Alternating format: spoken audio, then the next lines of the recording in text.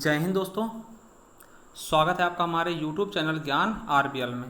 दोस्तों आपको पता है कि हम इस समय पढ़ रहे हैं पत्र लेखन, जो कि आपके आने वाले एग्जाम, चाहे वो वीडियो का हो दोस्तों जो कि मार्च में होने वाला है, या फिर यूपी पुलिस हो, या फिर दोस्तों फॉरेस्ट गार्ड हो, या फिर और अन्य एग्जाम जिसमें कि पत्र लेखन पूछा आता है, तो उसके लिए दोस्तों हम क्लास लेकर आए हैं। और ये पत्र लेखन की हमारी दूसरी क्लास होगी। इसके पहले अगर आप देखना चाहते हो दोस्तों तो आप जाइए प्लेलिस्ट पे, वहाँ आपको मिल जाएगा पत्र लेखन के नाम से प्लेलिस्ट हमने बना दिया अलग, वहाँ एक क्रम में लगी हुई वीडियो मिल जाएंगे दोस्तों। तो आज की दूसरी वीडियो है, तो दोस्तों उसके आगे हम शुरू करते हैं उसके पहले बता दें कि अगर चैनल पे आप पहली बार है दोस्तों, चैनल सब्सक्राइब कर लीजिएगा, बेल आइकन अवश्य प्रेस करिए, जिससे कि कोई भी वीडियो नोटिफिकेशन आपसे न छूटे। और एक चीज बता दोस्तों कि अगर आप यूपीएससी की तैयारी कर रहे हैं तो आपके लिए दोस्तों हमने एक मैराथन वीडियो बनाया है हिंदी साहित्य के इतिहास, जिसमें हमने सब कुछ पढ़ा दिया। केवल 12 घंटे की क्लास है वो, ठीक है। उसमें आपको सभी प्रकार के पुरस्कार, कवियों के उपनाम और हिंदी में प्रथम क्या सब कुछ मिल जाएगा। और दोस्तों पूरा पूरा हिंदी साहित्य एक ही वीडियो में, और बोलियां भी उसमें होंगी 12 घंटे की वीडियो, ठीक है।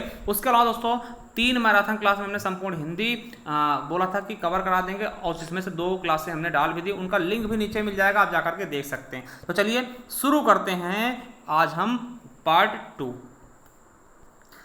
तो दोस्तों आप देखेंगे कि पत्रों के प्रकार, देखिए पत्र कितने प्रकार के होते हैं, ठीक है। तो पत्र कितने प्रकार के होते हैं ये हम देखेंगे। देखिए इसके पहले हमने वो आगे पढ़ लिया है कि पत्रों के घटक क्या होते हैं और पत्रों के अच्छे पत्र की विशेषताएं क्या होती है, ठीक, वो सब हम पढ़ चुके हैं। तो चलिए अब देखते हैं पत्रों के प्रकार। दोस्तों देखिए पत्रों की अगर बात करते हो तो मुख्यतः 2 प्रकार के होते हैं, आपको पता होना चाहिए, औपचारिक या निवैयक्तिक पत्र दोस्तों, या फिर अनौपचारिक या फिर वैयक्तिक पत्र, है ना। तो ये चीजें आप समझिएगा, 2 प्रकार के पत्र होते हैं, औपचारिक पत्र या फिर अनौपचारिक पत्र, ठीक है। तो हम देखिए पहले औपचारिक पत्र के बारे में देखते हैं कि औपचारिक पत्र क्या होता है। देखिए क्वेश्चन यहीं से बनेंगे, आपको हम दिखाएंगे भी क्वेश्चन कैसे बनते हैं दोस्तों, ठीक है। देखिए अगर हम बात करते हैं दोस्तों औपचारिक पत्र की, तो इनको हम मुख्यतः 3 भागों में बांटकर पढ़ सकते हैं।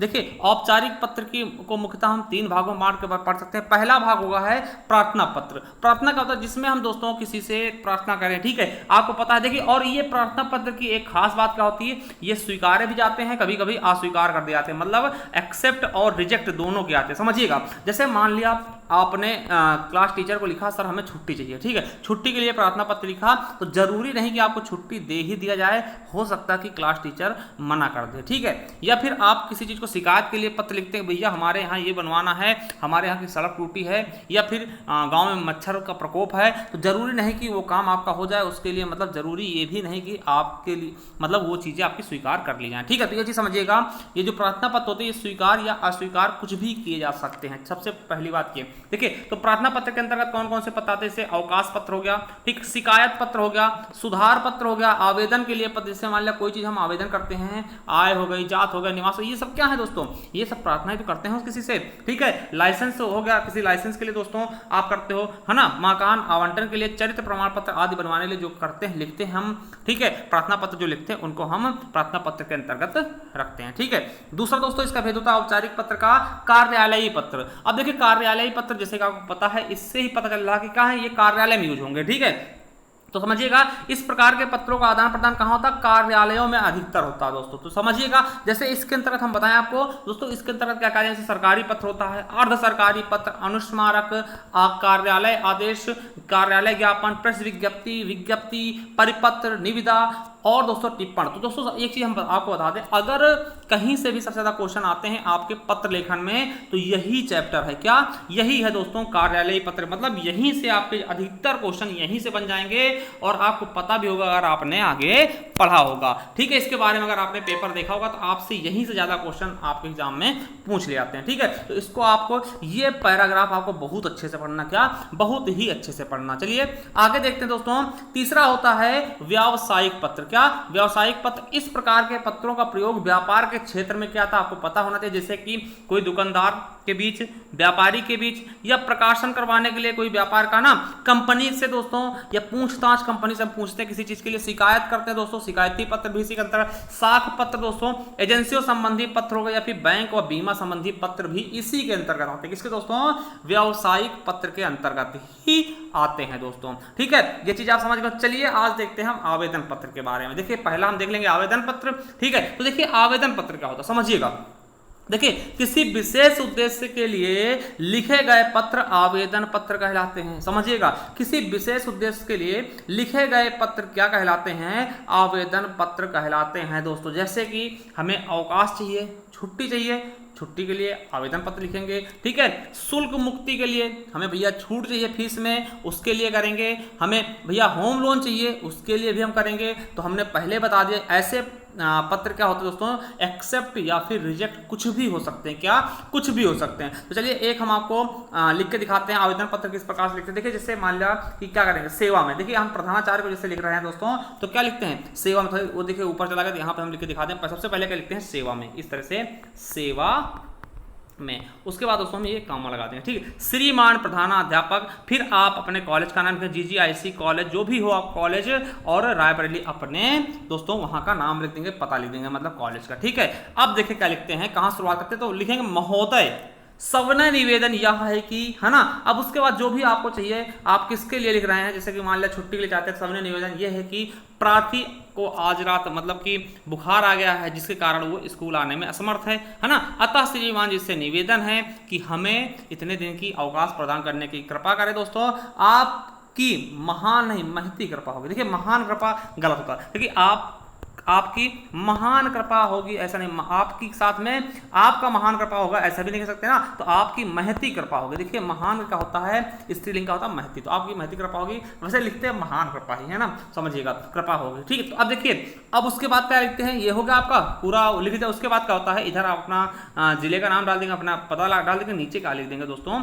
डेट, है ना। और इधर लिख देंगे आपका आज्ञाकारी शिष्य, जो भी आपका नाम है, और क्लास किस क्लास से है दोस्तों, सेक्शन से किससे हैं, और आपका रोल नंबर क्या है वो भी आप यहाँ पे डाल सकते हैं दोस्तों। तो इतनी चीज आप कर सकते हैं। ये है आपका आवेदन पत्र। क्या है दोस्तों? ये है आपका आवेदन पत्र। ठीक है, तो आवेदन पत्र आप बिल्कुल अच्छे से सीख जाओगे, कोई दिक्कत नहीं होगी।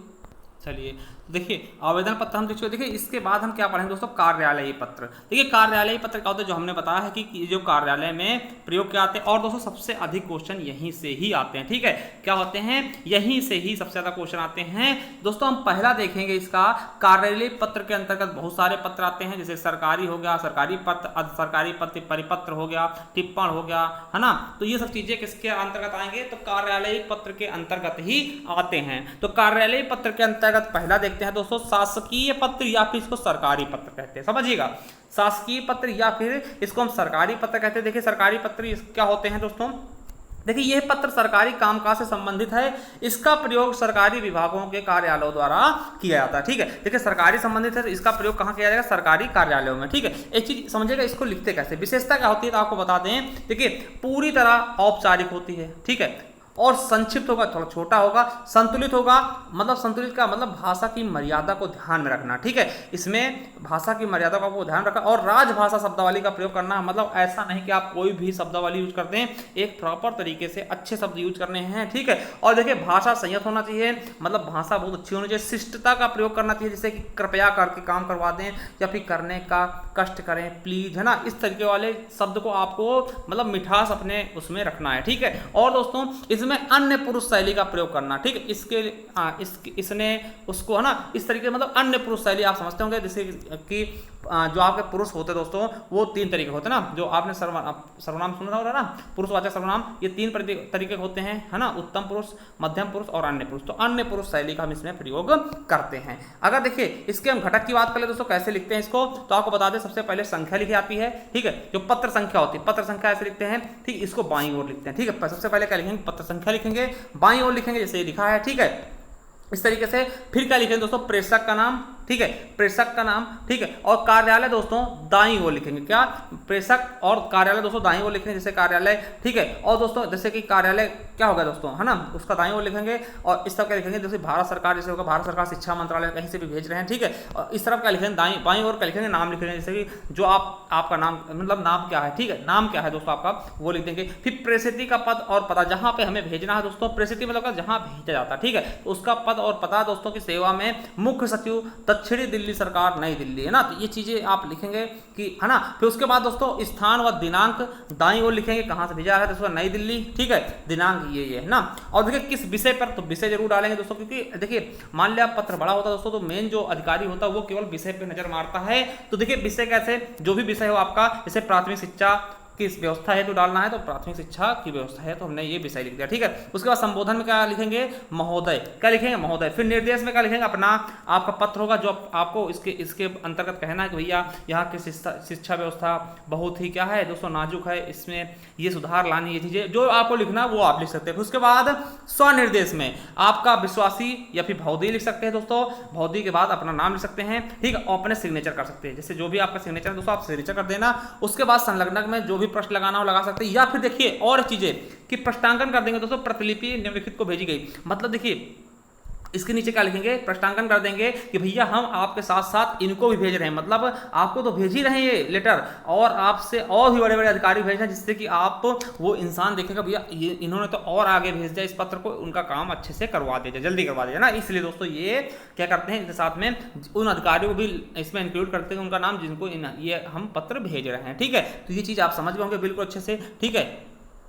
तो चलिए दोस्तों आज हमने ये देख लिया है, अब इसके आगे दोस्तों हम नेक्स्ट पार्ट में देखने वाले हैं, ठीक है। ज़्यादा नहीं मुश्किल से बस 5 या 6 पार्ट में हम पूरा का पूरा कवर कर देंगे, ठीक दोस्तों। और आपको बता दें कि जो हमारी मैराथन क्लास दोस्तों उससे अवश्य देखिएगा, उसका लिंक भी हम नीचे डिस्क्रिप्शन में दे देंगे, वहाँ जा करके आप देख सकते हैं बहुत अच्छे से, ठीक है। तो दोस्तों मिलते हैं नेक्स्ट वीडियो में, तब तक के लिए जय हिंद, जय भारत, वंदे मातरम।